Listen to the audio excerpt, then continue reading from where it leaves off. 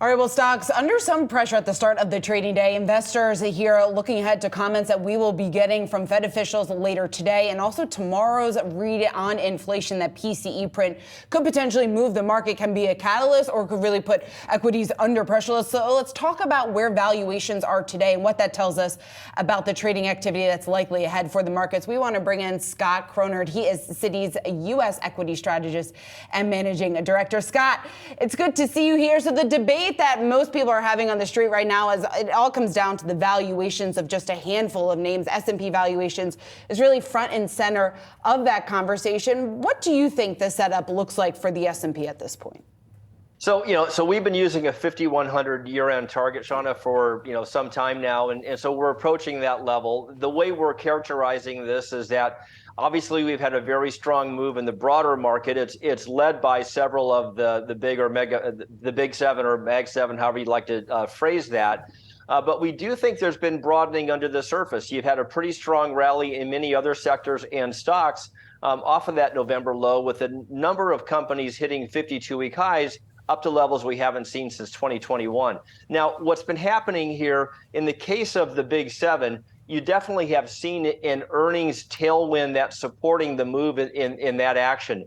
For the broader market, though, that other 493, you're seeing better price action, but we're still looking for that underlying earnings inflection.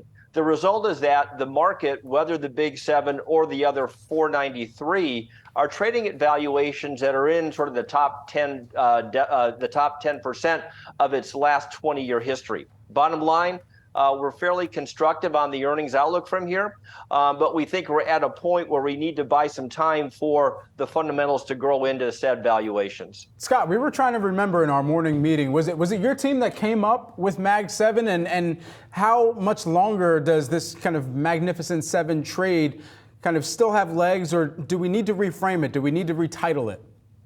Yeah, I can't take credit for Mag 7. We've been using Big 7 for a while as our alternative.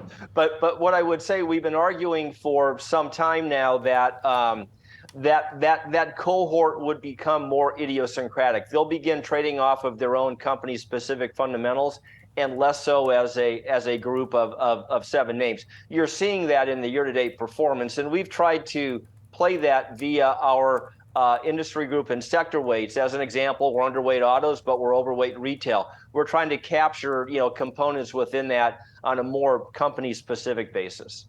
Scott, when you take a look at the euphoria maybe that's playing out in the market right now, and I want to bring up the Levkovich index and what we are seeing from that, as you guys have pointed out here in recent notes. And when we pull that up on the screen, you can see we are right below that euphoria level. When we talk about the upside maybe that we still have to go here for the S&P, do you see that index crossing above that euphoria level soon? And how much fluctuation do you typically see on a weekly or monthly basis within this? Yeah, so the Levkovich index, it will tend to lag. It has some elements in it that will lag by a couple of weeks, or if not a month. So I wouldn't be surprised if we see it mechanically move into more of a euphoria position here.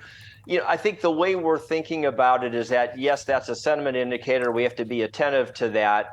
Typically, what you need is some, let's call it fundamental or macro prod to cause the sentiment to shift.